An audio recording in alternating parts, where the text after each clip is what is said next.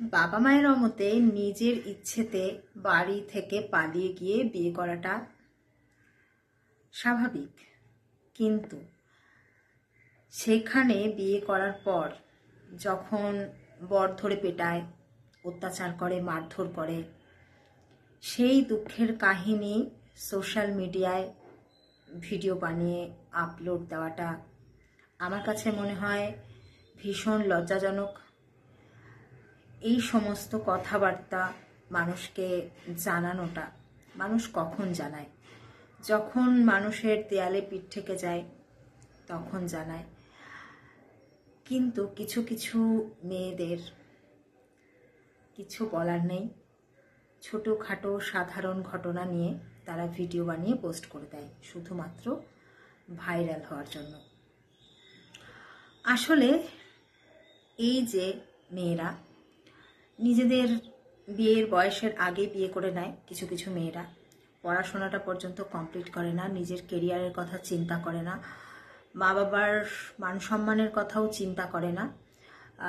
অনেক ক্ষেত্রে হয় যে না, তখন কোনো আর উপায় থাকে না, করতে হয় মানুষকে, এই সমস্ত ডিসিশন নিতে হয়। কিন্তু কিছু কিছু ক্ষেত্রে মেয়েরা এত কম বয়সে বিয়ে করছে যে তারপরে তাদেরকে তো সমস্যায় পড়তে হচ্ছে মা বাবাকেও। তো এই ধরনের ঘটনা যাতে না ঘটে, ছোট ছোট বাচ্চা মেয়েদেরকে সাবধান হতে হবে, সতর্ক হতে হবে। বিয়ে মানে তো পুতুল খেলা না, যে আজকে একটা বিয়ে করলাম, কালকে পছন্দ হলো না ছেড়ে দিলাম, আবার পরশু আরেকটা বিয়ে করে নিলাম। বিয়ে হলো একটা বন্ধন, জন্ম জন্মান্তরের বন্ধন। আমরা সনাতন ধর্মে এটাই আমরা মনে করি। এই যে ভালোবেসে বিয়ে করে একটা মেয়ে এত বড় একটা বিপদে পড়ে গেল, তার জীবনটা একটা ঝামেলায় ফেসে গেল।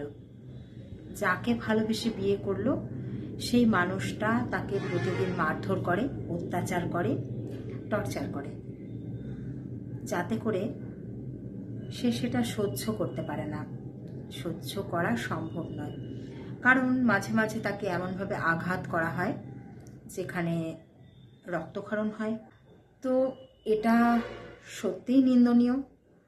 এটা কিছুতেই মেনে নেওয়া যায় না যে কোনো ছেলে কোনো একটি মেয়েকে ভালোবেসে বিয়ে করার পর মেয়েটির ওপর অত্যাচার করবে, এটা মেনে নেওয়া যায় না। মেয়েটির দোষ আছে, মেয়েটি মা বাবাকে না জানিয়ে বিয়ে করেছে, একটা ছেলেকে ভালোবেসে তার হাত ধরে চলে এসেছে, তার সঙ্গে সংসার করতে চেয়েছে। এটা মেয়েটির বিরাট বড় একটা দোষ। তা বলে এই নয় যে সেই ছেলেটি মেয়েটির ওপর যা খুশি করার অধিকার পেয়ে যায়। এমনটা হয় না যে একটা মেয়ে তাকে ভালোবেসে তার হাত ধরে চলে এসেছে বলে সে সেই মেয়েটির সঙ্গে যা খুশি তাই করতে পারে। এটা অন্যায়, এটা অপরাধ, এটা ক্রাইম। আমার মতে যে সব ছেলেরা মেয়েদের উপর হাত তোলে, অত্যাচার করে, মারধর করে, সেই সকল ছেলেরা কাপুরুষ তো বটেই, পুরুষের পর্যায়ে পড়ে না, আর তারা কারো ভালোবাসা পাবারও যোগ্য না। এক্ষেত্রে মেয়েরা অনেক সময়ই একটা কথা চিন্তা করে, স্বামী সে গুরুজন, স্বামীর গায়ে পা ঠেকলে প্রণাম করতে হয়, স্বামীকে কখনো অবমাননা করতে নেই।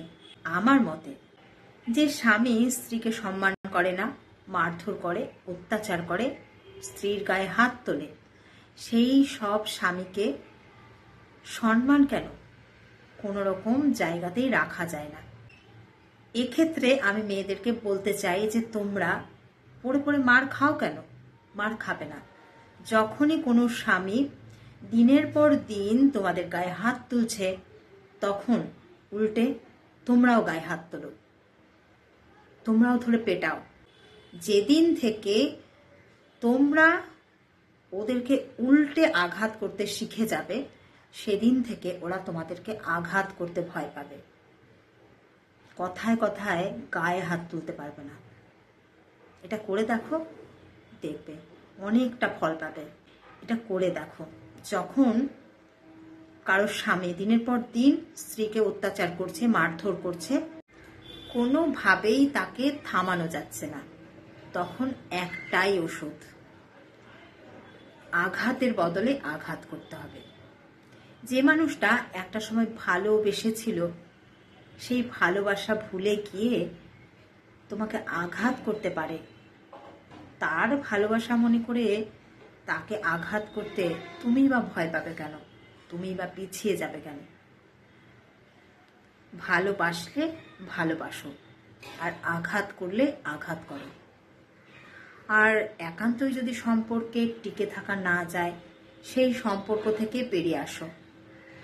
শুধু শুধু সেখানে দিনের পর দিন মারধর খেয়ে পড়ে থেকে একটা জীবন নষ্ট করার কোনো মানে নেই।